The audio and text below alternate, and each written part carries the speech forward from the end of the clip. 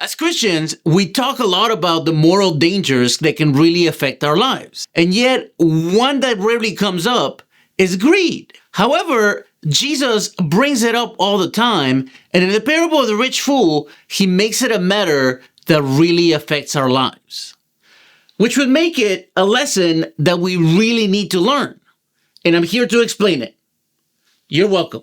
To drive his point home, Jesus tells the story of a rich man whose land produced so much that he's going to destroy his old barns and build new ones. And once he stores all his grain, he's going to live a life in which he can relax, eat, drink, and be merry.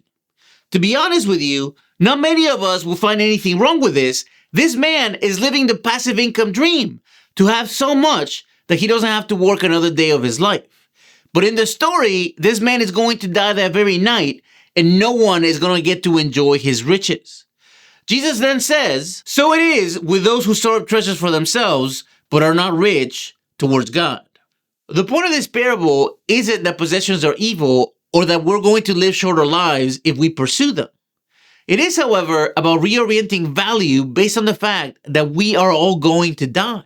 Both in Jesus' time and today, we put a great emphasis on owning an abundance of assets, and in order to get those assets, we're willing to sacrifice our time, our energy, our peace, and even time with our loved ones, and we do so for things that often lose their value or don't last. We also don't put the same amount of effort in being rich towards God when doing so has a far greater impact.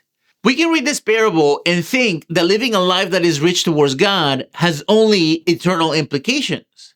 But when you think about it, living a life that is rich towards God has implications for our lives today and for those who live around us. Even thinking of the story itself, if the rich man in the story has shared the surplus of his grain, he would have made a big difference in a community that is probably very poor. And that would have had a greater impact than if he just left the grains in his barns. Also, the man who instigates the story could have approached Jesus for the sake of his relationship with his brother rather than for the sake of an inheritance. When we think about a life that is rich towards God, we really need to look no further than the life of Jesus himself. Jesus owned nothing, yet his life of humility, generosity, compassion, grace, and love makes a difference in our world even today. As Christians, reorienting what we value could have the same effect in our world today. Living lives that are rich towards God could make a huge difference not only for our lives and the lives of those around us, but also a difference that can last for a long time. I want to thank you for watching this video. I really hope that you have found it edifying, inspiring, and that it's helped you understand the Bible better.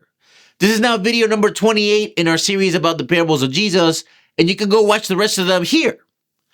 Also, if you like what I'm doing and you want to help grow this channel, please consider subscribing. And also, if you're already a subscriber, please share our content. Thank you so much for watching, and I'll catch you in the next one.